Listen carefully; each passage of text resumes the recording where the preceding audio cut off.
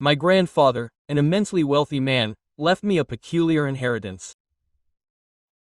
A safe containing $100,000 worth of perfectly counterfeit bills along with a comprehensive manual explaining how to pass them off as genuine. The notary opened the box before me. Inside were neatly arranged stacks of $100 bills. This was my grandfather's inheritance. He had always been an eccentric but upright man. For a moment I thought I had become a millionaire until I touched the paper and noticed that the texture was different. The lawyer muttered, "They're fakes. Your grandfather made them as a hobby, but he left a notebook with all the procedures. How to get them into rural banks. Where to launder them, and in which businesses did the small defects go unnoticed." Quote. Then I understood that inheriting his fortune did not mean receiving money, but having the courage to become a criminal. Each page was handwritten with the precision of an engineer. Chemical formulas for the inks, contacts, roots, tricks to make them circulate without arousing suspicion. On the first page, a single sentence: "Don't inherit my money, inherit my cunning." I slammed the notebook shut. I didn't know if it was a macabre joke or a posthumous confession. The lawyer cleared his throat. "There are no more assets in your name, only this," he said. "You would know what to do." I didn't sleep a wink that night. I put the safe in the middle of the living room and stared at it for hours. 10 million in counterfeit paper. It seemed like a joke, but the weight of the bundles was real. My head wouldn't stop spinning. What the hell was I supposed to do? Report it to the police and have them burned, or follow my grandfather's instructions step by step? I remembered how he always insisted that value is created by the hands, that banks loot people, and that the system is designed to crush you if you don't learn its rules. For him, counterfeiting wasn't a crime, it was revenge. I spent the next few days devouring every line of the notebook. It was impossible to resist. It felt like a novel within a novel: specific dates, towns, names of real people, even maps of small shops in small towns in Texas, where he claimed no one checked the bills. But what made my blood run cold was finding my name on one of the last pages. "Itan, so you'll learn that money only exists as long as someone creates it." I almost threw the notebook into the fireplace, but I didn't. The next day I went to the bank where I had my checking account. I asked for change for a $100 bill just to compare. I put a fake one next to a real one. They were practically the same. Only the green one was a shade duller. If you didn't look closely, you wouldn't notice. Curiosity got the better of me. I grabbed a fake bill and went to a remote gas station. I bought a bottle of water and a sandwich. The cashier, a clueless kid, ran it through the pen detector and pocketed it without flinching. I left there with my heart in my throat. It wasn't for the $90 change, it was for the power, for realizing that I could make something the world would accept as real. In the weeks that followed, I did small tests: coffee shops, train stations, and other places. Service, hardware stores.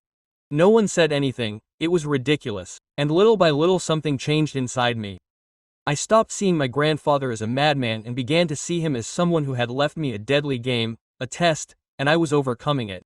Everything collapsed the day there was a knock at my door. A man in a gray suit with a poker face. "Agent Ramirez," Secret Service said, showing his badge. My heart sank. "We are tracking bills from a very specific source."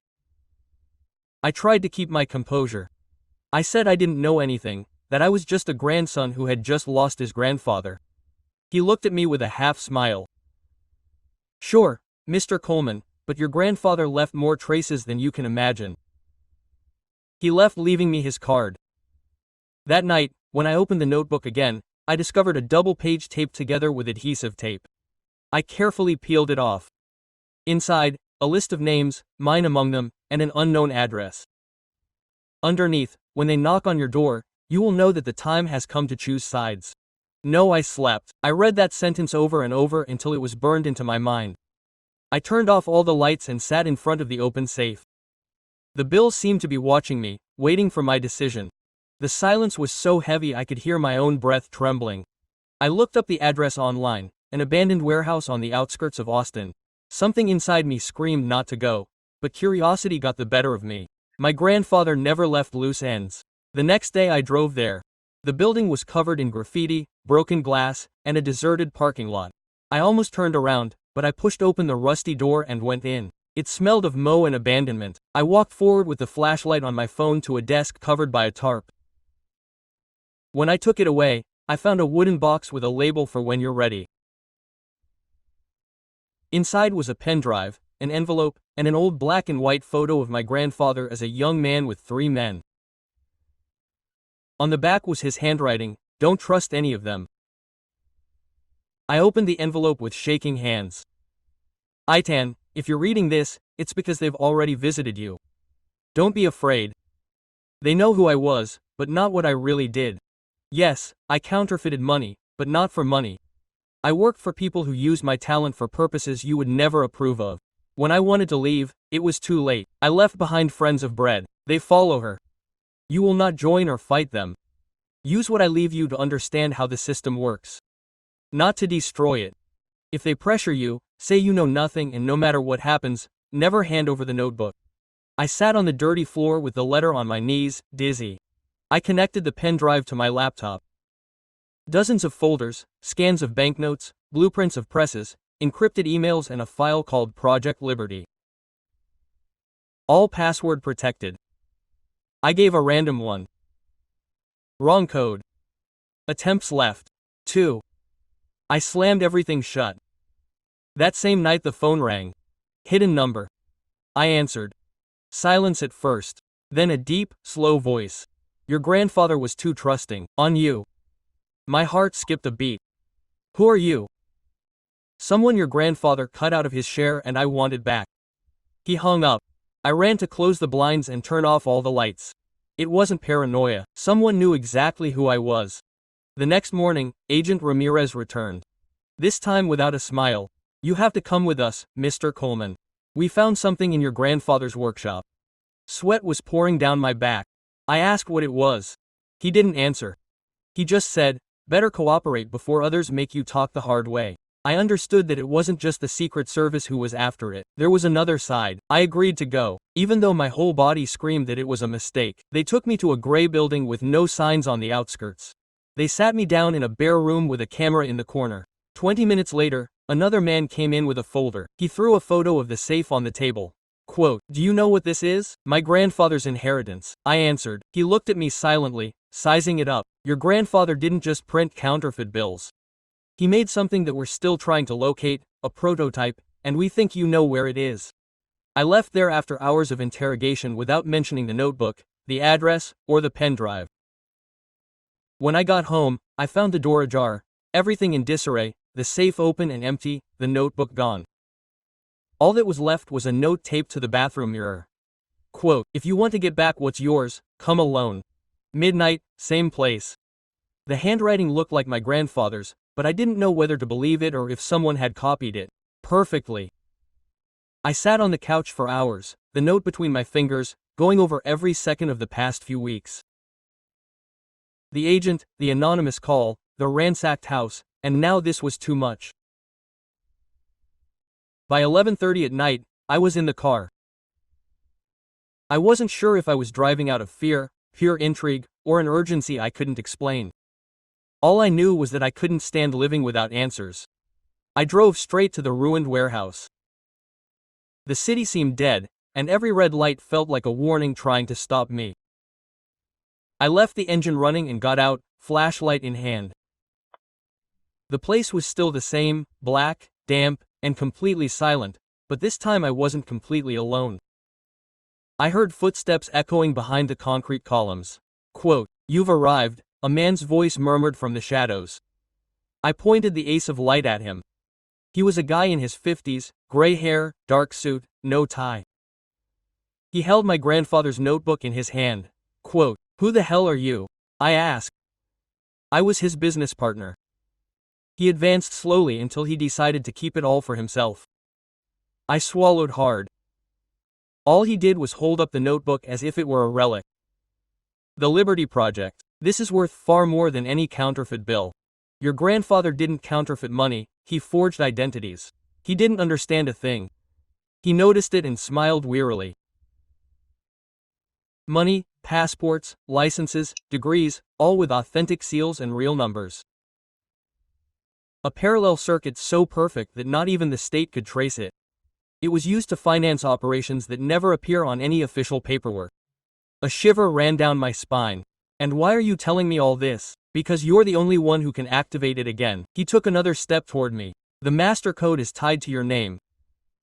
It sounded crazy, but the flash drive, the hidden folders, it was all starting to fit together. He held out the notebook. We can partner up. You turn it on. I'll market it. Half and half. I shook my head. My grandfather didn't raise me for that. Your grandfather ruined lives, he replied harshly. Don't come up with last-minute moralizing now. I froze. I had no way of checking if he was lying, but deep down something inside me wanted to believe him. I wanted to make sense of my grandfather's legacy, to justify it somehow. Suddenly, red flashes flooded the interior of the warehouse. Sirens. The man shoved me against the wall. You brought him after me. Before I could defend myself. He ran for the back door. The feds came in through the front, shouting orders. On the floor, hands in full view, I obeyed. The cement was cold and my head kept repeating the same question. How did they know I would be here? Some people approached. It was the same guy from gray suit. I told you to stay out of this, Coleman. It wasn't me, I gasped. I was summoned here. Who? A guy who claimed to have been my grandfather's partner. The officer exchanged a glance with his partner. There was no one else here. They picked me up and escorted me out. From the back of the patrol car I could see the warehouse full of lights, but I couldn't find any sign of the man in the suit. At the police station, they interrogated me for hours. I told them everything, although I could tell they didn't believe me. They passed around photos of suspects, and when I pointed to one, my stomach dropped. Was that him? The officer asked. I nodded. Richard Cabanach, ex-officer, your grandfather's partner. He died 8 years ago. My breath caught in my throat. Impossible. I had seen him. I had heard him speak. The officer looked at me seriously. Ian, there are things about your grandfather that you will never understand, but I'm telling you straight, if you keep digging into his past, you'll end up just like him. They let go at first light. Outside, the sky was barely lightening. I drove aimlessly around the city, trying to process what had happened. When I got home, I saw something strange in the mailbox, an envelope with no return address. Inside, another USB drive, identical to the previous one, but with a different label. Project Liberty, Final Access. I didn't connect it. I left it on the table and looked at it as if it could bite me. For the first time, I understood that my grandfather's true inheritance was not banknotes or counterfeit money. It was the perpetual doubt, the feeling that nothing was what it seemed and that this burden now belonged to me. The memory was still there, waiting. I didn't dare even touch it. I knew that as soon as I inserted it, something in my life would shatter forever. I spent the entire day locked up. I didn't answer calls. I didn't open the blinds. I checked all the locks 3 times. The encounter with that specter of Richard Cabanach had left me in a state of absolute paranoia. At 6 p.m. the phone rang. It was my mother. Shaky voice. Ian, some men came asking for you. They said they were from the government, but they didn't give any names. My blood ran cold. Are you okay? Yes. But they scared me a lot. They said if you talked to them everything would be fixed quickly. I asked him not to open the door to anyone and hung up without explaining anything. I stood there with my phone in my hand, drowning in guilt and fear. I couldn't stay still anymore. I put the USB away, closed the laptop and went to an old internet cafe downtown where no one knew me. I plugged it in. There was only one folder. Final file. Liberty. Inside was a video with no password. I pressed play. My grandfather appeared younger, but with the same icy look, surrounded by printing presses in a sweatshop. If you're watching this, Itan, it means everything has gone to hell. Don't trust the government. Don't trust my partners. The Liberty Project was never about money, it was about total control. He paused, took a deep breath and looked fixed on the camera.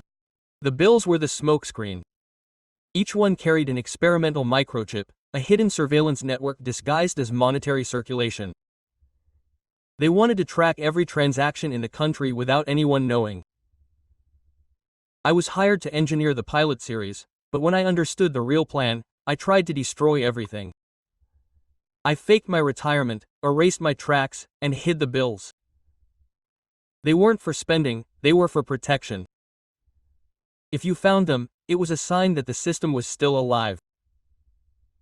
The video cut out for a few seconds, then continued. One of my partners wouldn't let me retire.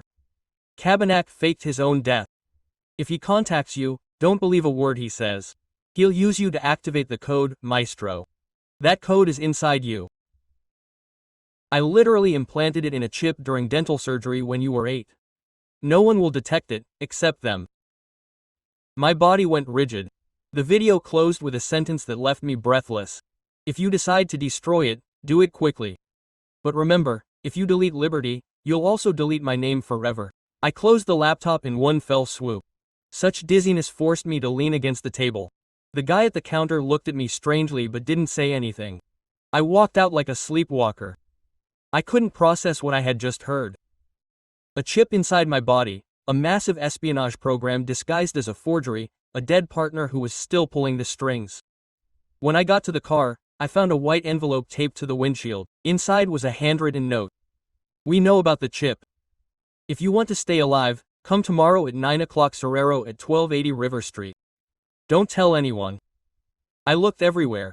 No one. Just city noise, but I felt eyes fixed on the back of my neck. I didn't sleep that night. I reviewed my medical records, old x-rays, and there it was.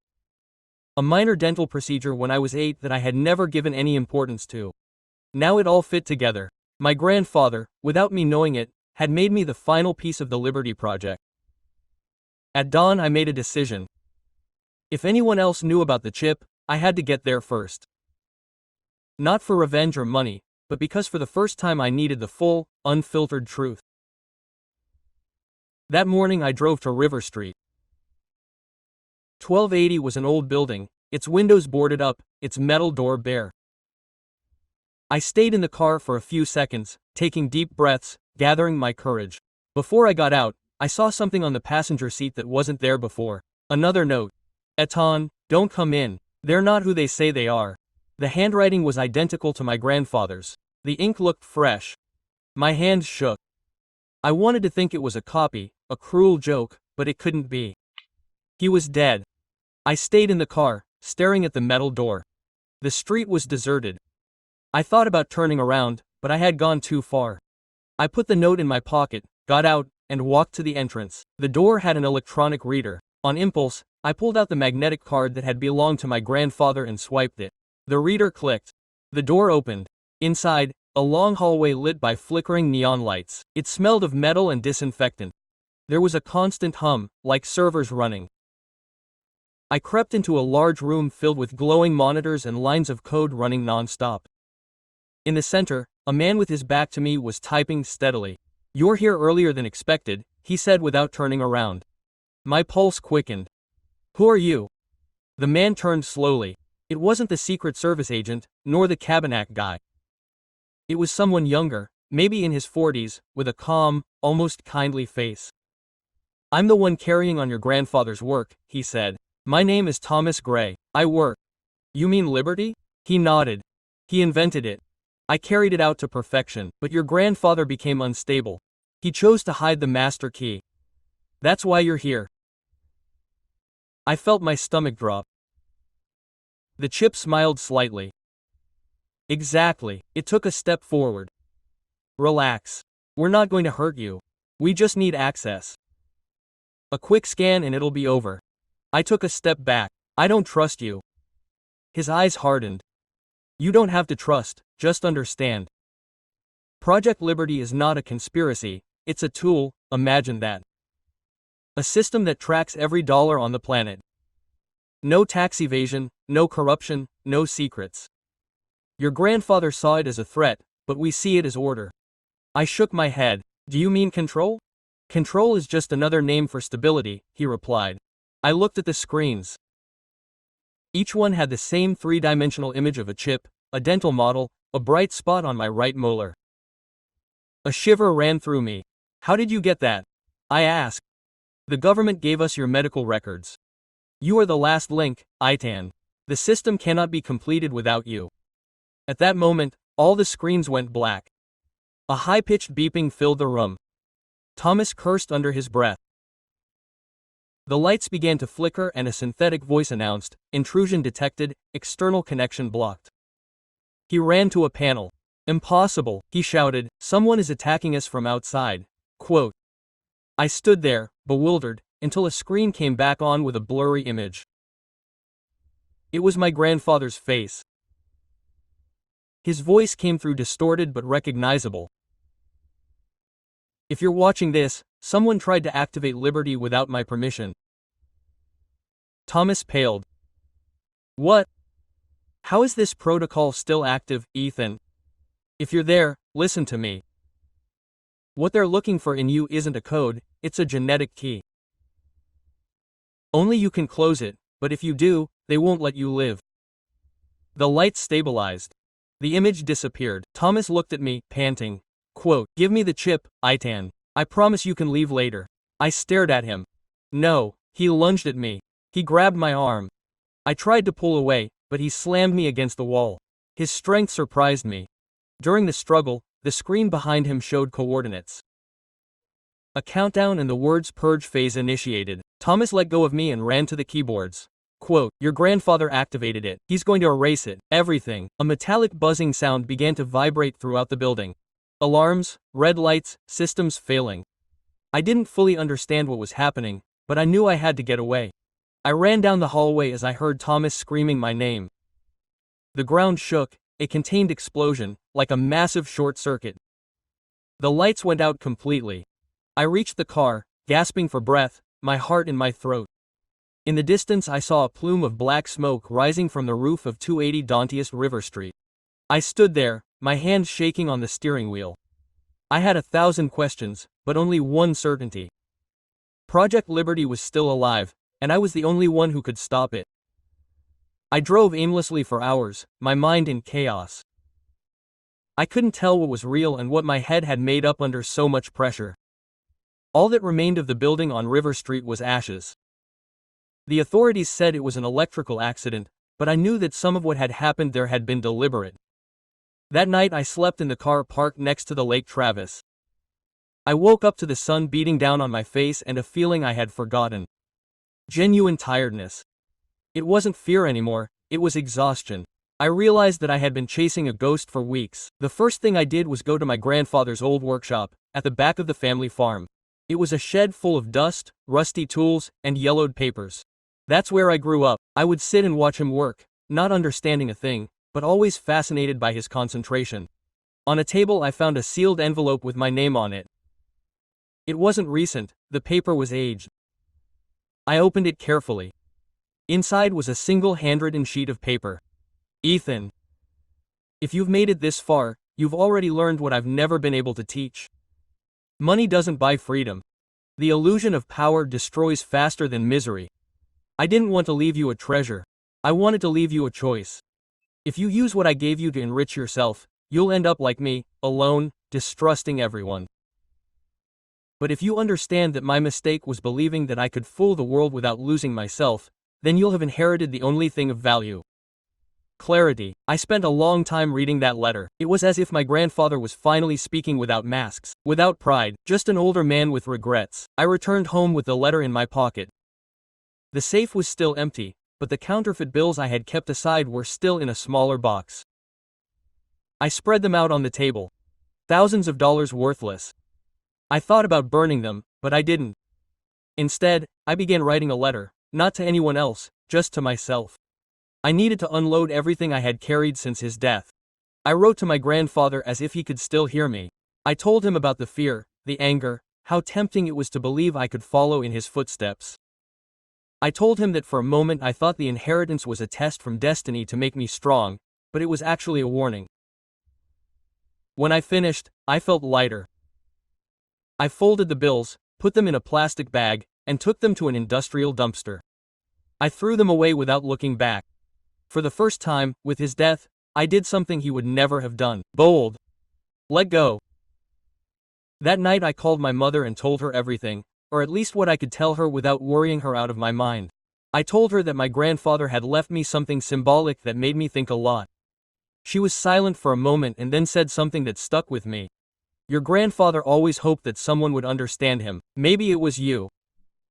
In the following days I cleaned the workshop, donated tools, filed away old blueprints, and found an old typewriter covered in dust. I fixed it and put it on my desk.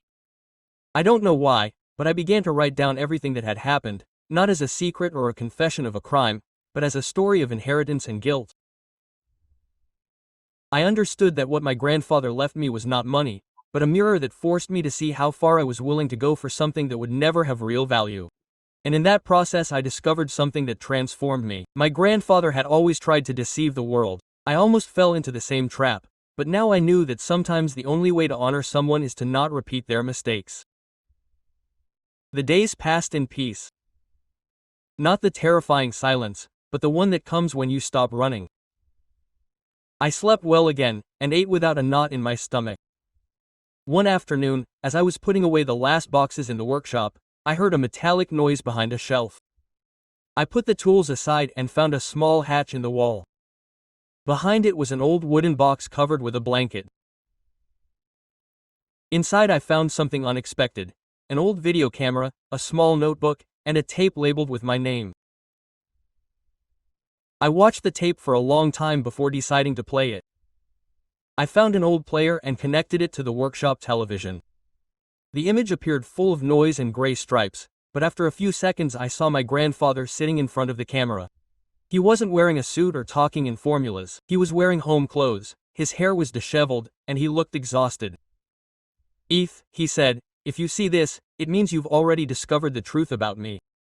I fell silent. It was strange to hear him like that, without his authoritative tone. "I know what I did confused you. I wanted to leave you something valuable, but I was wrong. I thought I was preparing you to survive when in reality I was teaching you to be suspicious." Quote, he took a deep breath and looked down. "I lied to you so many times, even when I said it was all for family. The truth is I didn't know how to stop, and when I wanted to I had already destroyed what mattered most." I was speechless. It was the first time I had heard my grandfather apologize, even though it was late. Quote, "I don't want you to repeat my steps," he continued. "That's why I hid this tape, not to justify you, but so you would see who I really was. A man who confused intelligence with power." He paused and his voice dropped to a whisper. "If you ever manage to forgive me, don't do it for me, do it for yourself, because continuing to hate a dead man binds you as much as continuing to love a lie." Quote, the video ended. I turned off the TV, sat on the floor, and stared at the camera that was turned off. I didn't cry, but I felt a huge weight lift from my chest. It was as if I could finally breathe. Remembering my grandfather no longer terrified me. I opened the notebook I kept in that box. It didn't contain secret equations or hidden plans, just private notes, birthdays, minimal expenses, recipes, random phrases that came to him suddenly.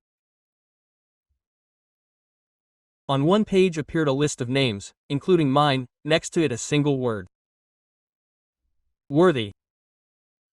I stood there fixed on that word for a long time, not because I felt worthy, but because he had written it when he still had room to change it and he didn't.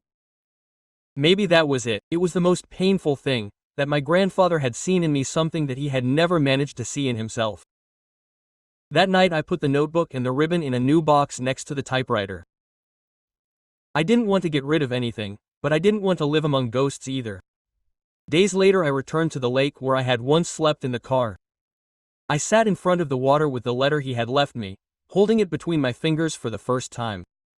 I didn't think about money, or guilt, or buried secrets. I thought about what it really means to inherit. Sometimes inheriting isn't about receiving, but deciding what you're willing to let go. I stayed there until dark, watching the lights break on the surface of the water.